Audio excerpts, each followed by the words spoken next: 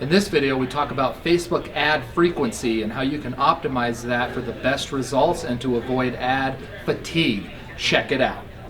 Hi, I'm JB with Marketing 360, and we help small businesses grow with our marketing and design, talent, and technology through our #1 marketing platform, Marketing 360.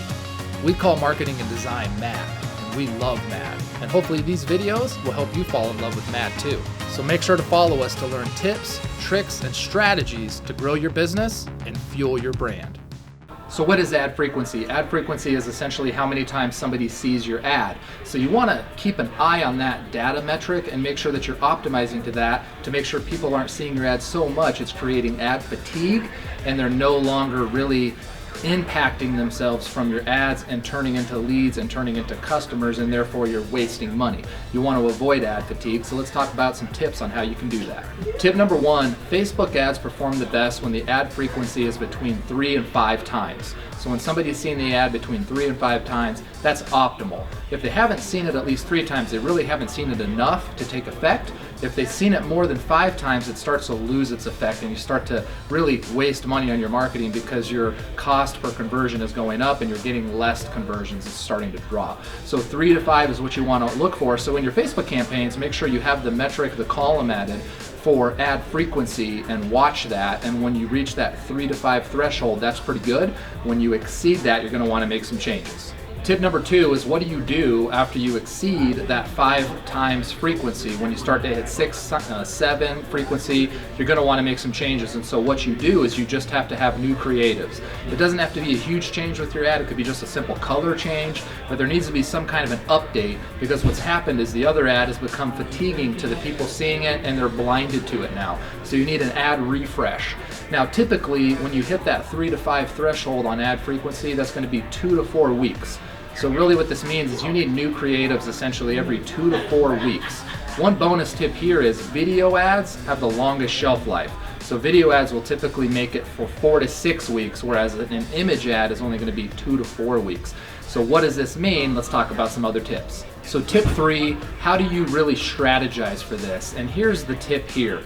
Develop a series of ads. Come up with your call to action, your message. That doesn't really need to change. What really needs to change is the creative that surrounds that. The colors, the imagery, the presentation of that call to action and message should change. So what you should do is come up with the call to action, come up with the messaging, and then design literally 6 or more sets of ads for that same thing. What you've done now is you've now pre-planned and pre-designed the process for you to really update your ads whenever that ad frequency exceeds that 5 mark.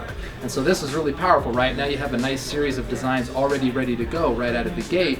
Every time you reach that 3 to 5 threshold, you update your ads. This is probably going to be every 2 to 4 weeks like we talked about. So if you develop 6 different ads, that could potentially be 6 months worth of ads. And here's the nice part. By the time you get to the end of the 6th month, you can almost start back over at the beginning because 6 months ago, people won't necessarily remember that ad. It almost becomes fresh to them again. So this really allows you to just kind of rotate this through on and on until the end of time. Tip number 4 is to make sure you build your campaign so that you exclude people that converted if they converted. You don't want to show your ads to somebody that already converted unless that makes sense for your business model. But typically once somebody converts, you're wasting money if you continue showing them the same ad they already converted. So save money by excluding the people that converted from your ads. That's going to keep your campaigns leaner and meaner.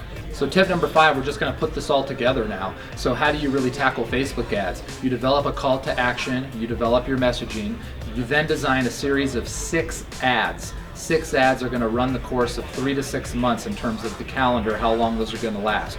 You're going to want to refresh your ads every time your frequency hits 3 to 5 so that those ads stay fresh to your audience. You're going to want to set up your targeting on Facebook to target the perfect demographic of people that are interested in your product or service if they see your ad. And you're going to want to run that, and you're going to want to exclude the people in that audience if they convert. So as soon as they convert, you pull them out. What this is doing is like squeezing a towel, and more water comes out and you keep squeezing the towel. In that first month you'll get a good chunk of conversions. You'll exclude the people that converted. You'll then show the people that haven't converted a new ad, and you'll squeeze the towel a little more, and you'll do this over the course of time. You'll really get the most out of that audience and the highest overall conversions you could have possibly received. Boom. So in conclusion, thanks for watching. If you like the video, like it, share it, leave a comment if you have some other tips around this idea of ad frequency. And also follow us for more content like this in the future. Give us ideas in the comments too. If there's other things you'd like us to talk about with regards to Facebook ads or anything else, we'd love to cover it. Have a great day. Happy marketing.